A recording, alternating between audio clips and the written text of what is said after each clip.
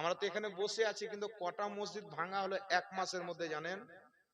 যে 20টার চাইতে বেশি মসজিদ ভারতে ভাঙা হলো এক মাসের মধ্যে। আর কামাল মাওলা মসজিদ 700 বছর পুরাতন মসজিদ, 700 বছর।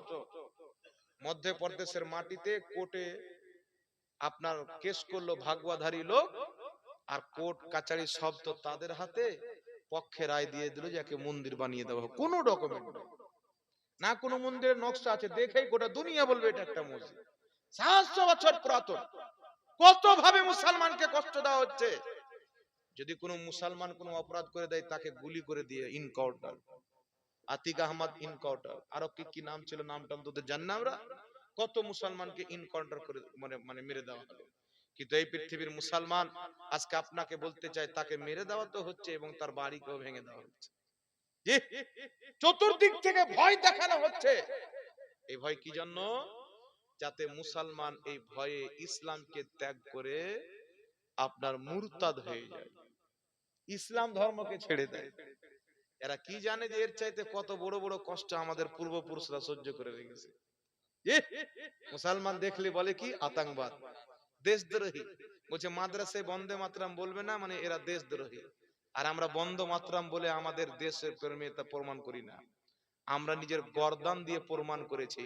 এই ভারতকে স্বাধীন করার জন্য বহুত ধর্মের লোক আছে, আমি কোন ধর্মের বিপক্ষে কথা বলি না, কারণ আমরা এই দেশে ভারতবর্ষে হাজারো বছর থেকে হিন্দু মুসলিম সম্প্রীতি বজায় রেখে এক অপরের বিয়ে শাদিতে গিয়েছি, এক অপরের বাড়িতে খাওয়া দাওয়া করতে গিয়েছি। এই ভালোবাসা আমাদের মধ্যে ছিল, যদি এখন দূর করার চেষ্টা করছে রাজনীতির জন্য। জি, আমাদেরকে দেখে আতঙ্কবাদ বলার দরকার নাই, আর আমাদেরকে সার্টিফিকেট দেওয়ার দরকার নাই যে আমরা ভারত প্রেমিক কি ভারত প্রেমিক নয়।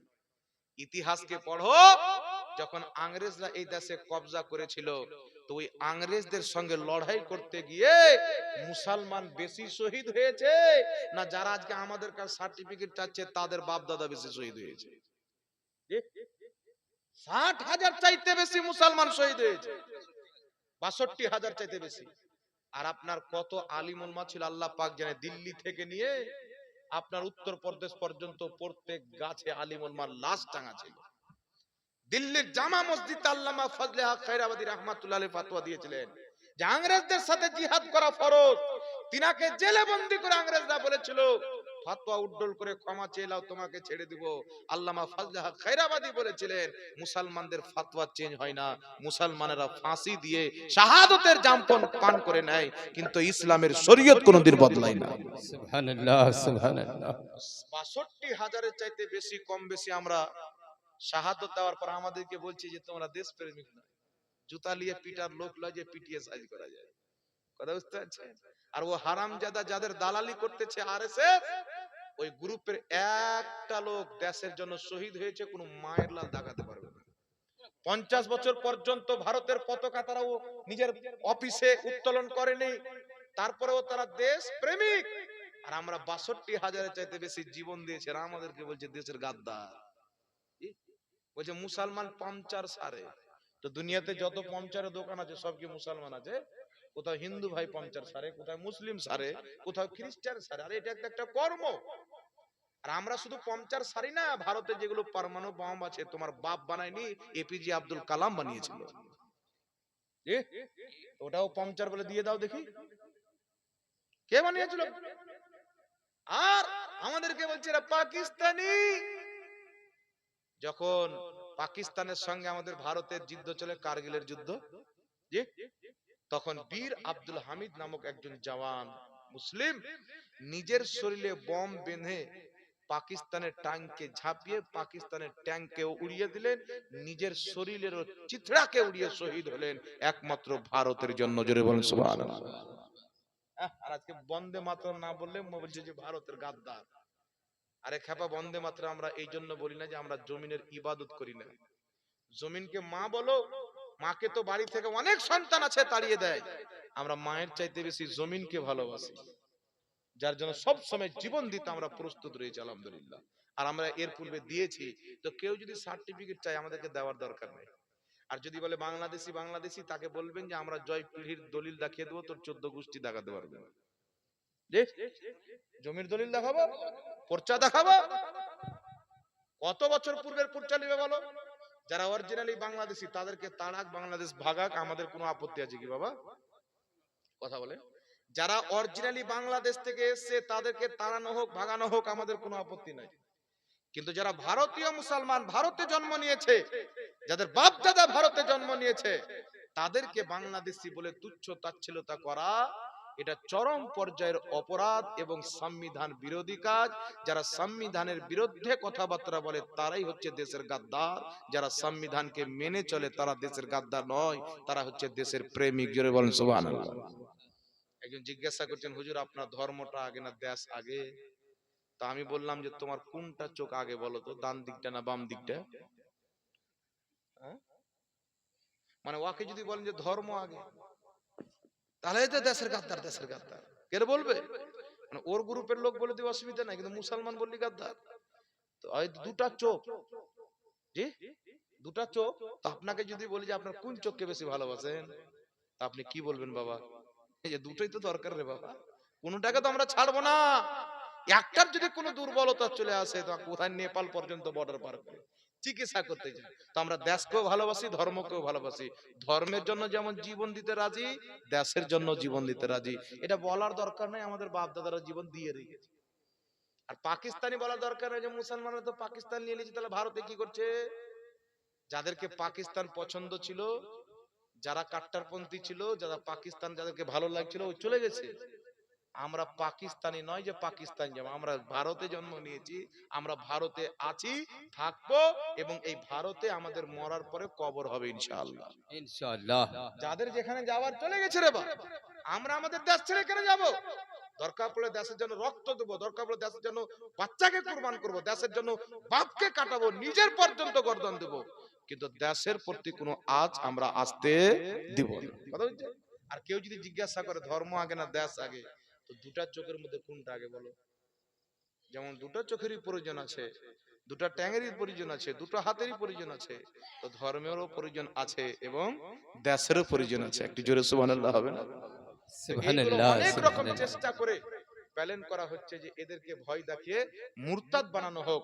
হযরতে বেলাল যখন কলমা পাঠ করলেন, আল্লাহু আকবার কবিরা, এই পৃথিবীর মুসলমান, হযরতে বেলাল যে বাড়িতে চাকর ছিলেন, সেই ব্যক্তি কি করলো? হযরতে বেলালকে গরম বালিতে শুয়ে দিয়ে চাবুক মেরে মেরে হযরতে বেলালের চামড়াকে কেটে কেটে শরীরে ঘা করে দেওয়া। বললো, বেলাল, আল্লাহর বড়াই করা বাদ দাও, তুমি লাত মানাত উজ্জা যে মূর্তি কাবাতে রাখা ছিল তার বড়াই করো, তোমাকে ছেড়ে দেবো, তোমাকে আজাদ করে দিব। হযরতে বেলালকে কষ্টের উপরে কষ্ট দেওয়া হচ্ছিল। হযরতে বেলাল একটাই কথা বলতেন, তোমরা আমার শরীরের টুকরো টুকরো করে নাও, আমি জীবন তো দিতে পারি, কিন্তু মুহাম্মদ সাল্লাল্লাহু আলাইহি সাল্লামের দেওয়া ঈমান দিতে পারি না। সুবহানাল্লাহ, সুবহানাল্লাহ। তো যারা ঈমানদার আছে তাদের কাছে জানের চাইতে ঈমানটা আগে। আমরা ঈমান দেনেওয়ালা নয়, আমাদেরকে মেরে দাও না, শহীদ হয়ে যাব। তোমার কাছে অস্ত্র আছে না, তুমি মেরে দিবে না, আর মেরে দাও, শহীদ হয়ে যাব। মুসলমানদের আসল জিন্দেগি তো মরার পর চালু হয়। আল্লাহ বলছেন, ওয়ালা তাকুলু লিমান ইকতালু ফি সাবিলিল্লাহি আমওয়াত, যারা আল্লাহর রাস্তায় কতল করে দেওয়া হয়, নিহত করে দেওয়া হয়, তাদেরকে মুর্দা বলিও না। আল্লাহ বলছেন, বাল আহিয়াউ, তারা হচ্ছে জিন্দা। দুনিয়াতে সুবহানাল্লাহ। আপনি 60 থেকে 70 বছর যতদিন কবর যাননি ততদিন দুনিয়ার লোক আপনাকে জিন্দা বলবে, কিন্তু আল্লাহর পথে যদি শহীদ হয়ে যান, তাহলে মরার পর থেকে নিয়ে কিয়ামত পর্যন্ত আপনাকে আল্লাহ কুরআন পাকে জিন্দা বলে ঘোষণা করে। সুবহানাল্লাহ, সুবহানাল্লাহ। তাহলে আমাদের কি টেনশন আছে বাবা? এইজন্য আমি আপনাদেরকে বলতে চাই, মসজিদকে আবাদ করেন। আজকে মসজিদ শহীদ করা হচ্ছে না, যুবক ভাই আপনারা নামাজ পড়েন, ইসলামের দিকে আসেন। আপনি দাড়ি কাটছেন, বিরাট কোহলি কেমন করে কাটে, সালমান খান কেমন করে কাটে, পোশাক পরছে, আমি আপনাকে বলতে চাই মুহাম্মদ সাল্লাল্লাহু আলাইহি সাল্লামের মতন সুন্দর ব্যক্তি কোন মা পৃথিবীতে জন্ম দেয়নি। সাহাবা বলছে রাসূল পাকের মতন আমরা দেখিনি, কোন সাহাবী বলছেন জন্মই কোন মা দেয়নি, তো তুই দেখবি কোথায় দেয়। অতুলনীয় মানুষ আল্লাহ পাক রাসূলের পাককে তৈরি করেছেন, যে রাসূলের মতো পৃথিবীতে কাউকে আল্লাহ বানায়নি। এটা আলাদা কথা যে কিছু আমার আপনার মতন নিজেকে মুসলমান দাবি করনেওয়ালা আছে, চায়ের দোকানে বলছেন ওই আমাদের মতন মানুষ। ও মা বাপের পেট থেকে এসে আমরাও এসেছি। বেটা তুই মা বাপের পেট থেকে ন্যাংটা অবস্থায় এসেছিস, আমার নবী পোশাক পরা অবস্থায় এসেছে। তুমি মা বাপের পেট থেকে এসো তো তোমার মুসলমানি দেওয়া হচ্ছে না, লাড় ঝুলতে ছিল, আমার নবী লাড় কাটা অবস্থায় খাতনা দেওয়া অবস্থায় জন্ম নিয়েছে। তুমি দুনিয়াতে এসে প্যা করে কেনেছিলে, আমার নবী দুনিয়াতে এসে উম্মতের জন্য রব্বি হাবলি উম্মতি বলে দোয়া করেছিলেন। তো কোথায় সুবহানাল্লাহ, তোমার আশা আর কোথায় সুবহানাল্লাহ। নবীর আশা? রাসূলে পাক সাল্লাল্লাহু আলাইহি সাল্লাম মানুষ, তবে আমার আপনার মতন মানুষ নয়। উনার হাকিকত হচ্ছে নূর, জাহেরান তিনি হচ্ছেন মানুষ। নবী নূরও নবী মানুষও, এটাই হচ্ছে 1450 বছর পুরাতন আকীদা। নবী পাককে নূর বলা যাবে না, 200 বছর পূর্বে কোন মায়লাল কোন কিতাবে এই কথা দেখাতে পারবে না। এটা ইংরেজরা ভরেছে মানুষের মধ্যে রাসূলকে ছোট করার জন্য। রাসূল মানুষও, রাসূল নূরও, দুটো আকীদা লালন করবে নিজের অন্তরে। কেউ যদি রাসূলকে মানুষ না মানে তার ঈমান থাকবে না, আর রাসূল পাককে যদি নূর না মানে তবুও তার কথা ঠিক হবে না। এই জন্য আকীদা কি রাখতে হবে? রাসূলের হাকিকত হচ্ছে নূর, জাহেরান তিনি হচ্ছেন মানুষ। উনি নূর ছিলেন বলে মেরাজে গিয়েছেন, কিন্তু জিবরিল যেতে পারেননি।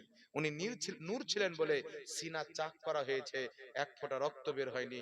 আর মানুষ ছিলেন বলে যুদ্ধের ময়দানে গিয়েছেন, দাঁত ভাঙা হয়েছে, এই দাঁত দিয়ে রক্ত বেরিয়েছেন। তো মানুষও ছিলেন, তিনি নূরও ছিলেন। কিন্তু আলহামদুলিল্লাহ, আমার আপনার নবী কেমন ছিলেন একটা কথা আপনাকে বুঝাতে চাই।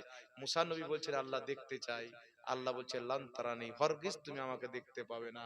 কিন্তু আমার নবী বলেননি, উম্মে হানির বাড়িতে আরাম করতেছেন, আল্লাহ জিবরিলকে বলছেন জিবরিল যাও, সবাই আমাকে দেখতে চেয়েছে আমি দেখা দিনি, তুমি যাও আমার নবী মুস্তাফাকে নিয়ে এসো, আমি নিজ ইচ্ছায় রাসূল পাককে ডেকে দেখা দিতে চাই। সুবহানাল্লাহ, রাসূল সুবহানাল্লাহ, পাককে সুবহানাল্লাহ। মক্কার মাটি থেকে নিয়ে গিয়ে আল্লাহ পাক নিজের দিদার করিয়েছেন।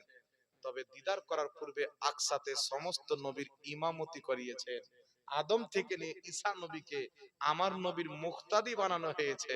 এই পৃথিবীর মুসলমান এ রাসূল পাকের প্রেমিক হয়ে যান, রাসূল পাকের দিওয়ানা হয়ে যান। আমার নবী যখন ইন্তিকাল করলেন, নবীর মুয়াজ্জিন হযরতে বেলাল আযান দিচ্ছেন, আল্লাহু আকবার, আল্লাহু আকবার, ঠিক আছে, আশহাদু আল্লা ইলাহা ইল্লাল্লাহ, ঠিক আছে। যখন বলছেন আশহাদু আন্না মুহাম্মাদুর রাসূলুল্লাহ, তাকাচ্ছেন, রাসূলের পাক নাই, বেহুশ হয়ে পড়ে যাচ্ছেন। কারণ নবী পাক যখন দুনিয়াতে বাহায়াত ছিলেন, উনি আশহাদু আন্না মুহাম্মাদুর রাসূলুল্লাহ বলতেন, তো নবীকে সামনে দেখতে পেতেন। আজকে রাসূল ইন্তিকাল করেছেন, এত মহব্বত এত প্রেম সহ্য করতে না পেরে বাধ্যতামূলক মদিনা ছেড়ে দিলেন।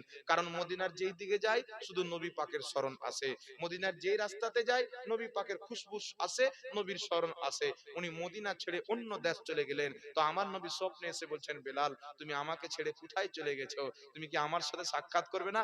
আবার হযরতে বেলাল ওই দেশ থেকে সফর করে এসে নবী মুস্তাফার পবিত্র কবরকে জড়িয়ে ধরে ধরে হযরতে বেলাল চোখের পানি ফেলে কান্না করতেন, সুবহানাল্লাহ, বেহুশ হয়ে সুবহানাল্লাহ। যেতেন, বেহুশ। এই প্রেম রাসূলে পাক করতেন। আজকে একটা দাঁড়িয়ে যদি সালাম দিয়ে দিই বাবা, কত লোক ফতোয়া লাগিয়ে দিবে। তো দিন আপনি। কিন্তু আমি ফতোয়া দিচ্ছি না, কেউ করছে না করছে না, আমার তার উপরে কোনো ফতোয়া নেই। কেউ রাসূল পাককে দাঁড়িয়ে সালাম দিচ্ছে না, ও করছে না, আমরা করছি করছি। এলিয়ে মারামারি করলে কাদের লাভ আর কাদের লস আছে বাবা? জি, মারামারি কখন হয় জানেন? যখন কেউ হারাম বলে দেয়। জি জি। তা আমি বলবো একটি কথা, যারা নাজায়েজ মনে করে, কিয়াম করা হারাম মনে করে, আমি বলবো ভাই আমার সঙ্গে একটু যোগাযোগ করেন। আপনাদের ঘরের কিতাব থেকে, আপনারা যাদেরকে ফলো করে চলেন তাদের কিতাব থেকে দেখাবো, তারা লিখে রেখেছে কিয়াম করা উত্তম কাজ, ভালো কাজ, সওয়াবের কাজ। তবুও যদি ভালো লাগে না লাগে আপনি করিয়েন না, কিন্তু আমাদের ঝামেলা করার দরকার আছে ভাই? এই কথা বলেন না, কোনো ঝামেলা করার দরকার নেই। ওকে জবরদস্তিটা বলা যাবে, এই তুই কিয়াম কর, জবরদস্তি ওঠ চল কিয়াম কর। জি, জবরদস্তি করা যাবে? দিনে কোনো জবরদস্তি নাই। এই জন্য এইগুলো দ্বন্দ্ব ফাসাদকে বাদ দিতে হবে। যারা হারাম নাজেজ বলে তারা মিথ্যা কথা বলে। আমি বলছি মিথ্যা কথা বলে, অন রেকর্ড বলছি। আমাকে কেউ প্রমাণ করতে চাইলে আমি প্রমাণ করে দেবো যে কোনো টাইম। আজকে নয় কালকে ডাকুক, পরশু ডাকুক, তরশু ডাকুক, বলো যে এসে প্রমাণ করে যান, আমি প্রমাণ করে দেবো যে কিয়াম করা এটা নেকির কাজ, এতে কোনো রকমের কোনো গুনাহ বা খারাপ জিনিস নাই। এটা আমাদের কিতাব আছে, মুহাদ্দিসের কিতাব আছে, যারা কিয়াম করে না তাদেরও কিতাবের মধ্যে লেখা আছে। সুবহানাল্লাহ। আল্লাহ বুঝার তৌফিক দান করুক। যাই হোক, সময় হ্যাঁ রেফারেন্স বলছে, দেখেন রেফারেন্স হচ্ছে বাবা আশরাফ আলী থানভী সাহেব, উনি দেওবন্দি মতের বড় আলিম। উনি নিজের কিতাব ইমদাদুল মুস্তাকের মধ্যে লিখেছেন যে আমরা আমাদের শিক্ষকের জন্য দাঁড়িয়ে যাই, তো কেউ যদি নবীর জন্য দাঁড়িয়ে যায় তো সমস্যা কিছু, কোনো সমস্যা নেই। আরেকটি কিতাব আছে আল মুহান্নাদ আল মুফান্নাদ আকিদায়ে উলমায়ে দেওবান। এই কিতাবের 71 পৃষ্ঠায় এই কিতাবে তাদের 33 জন চাইতে বেশি মৌলবীর সিগনেচার আছে। সেই কিতাবের 71 পৃষ্ঠায় লিখতেছেন কিয়ামকে অস্বীকার করা ভুল। অসংখ্য ইমামগণ নবীর ইজ্জত সম্মানের খাতিরে কিয়াম করাকে মুস্তাহাসান অতি উত্তম কাজ বলেছেন। আর এই কিয়াম এমন একটা কাজ যার মধ্যে কোনো খারাপ জিনিস নাই। তারপরে চলে আসেন আশরাফ আলী থানভী সাহেবের পীর ও মুর্শিদ হাজী ইমদাদুল্লাহ মুহাজির মাক্কি, নিজের কিতাব ফয়সলা হাফ মাসআলার 111 পৃষ্ঠায় লিখছে, আমি নিজেই রাসূল পাক সাল্লাল্লাহু আলাইহি সাল্লামের জন্য দাঁড়িয়ে সালাতু সালাম পাঠ করি। মুহাদ্দিস আব্দুল হক মুহাদ্দিস দেহলভী নিজের কিতাব আখবারুল আখিয়ারে লিখছেন যে আমি নিজে কিয়াম করি, যারা কিয়াম করে দোয়া করবে আল্লাহ তাদের দোয়া কোনদিন ফিরিয়ে দিবে না। ইমাম হালবি সিরাতে হালবিয়া 3 খণ্ডে বিভক্ত বেইরুত লেবাননের ছাপ, প্রথম খণ্ড আমার কাছে হার্ড কপি আছে, 123 পৃষ্ঠার মধ্যে লিখছেন যে কিয়াম করা মুস্তাহাব, এই বিষয়ে করির মতভেদ নাই। সুবহানাল্লাহ বলেন। তো রেফারেন্স অনেক আছে, ফজরের নামাজ পার হয়ে জোহর হয়ে যাবে, তবে ঝামেলা করবেন না, ঠিক আছে? এই নিয়ে মারামারি ঝামেলা করবেন না, খবরদার।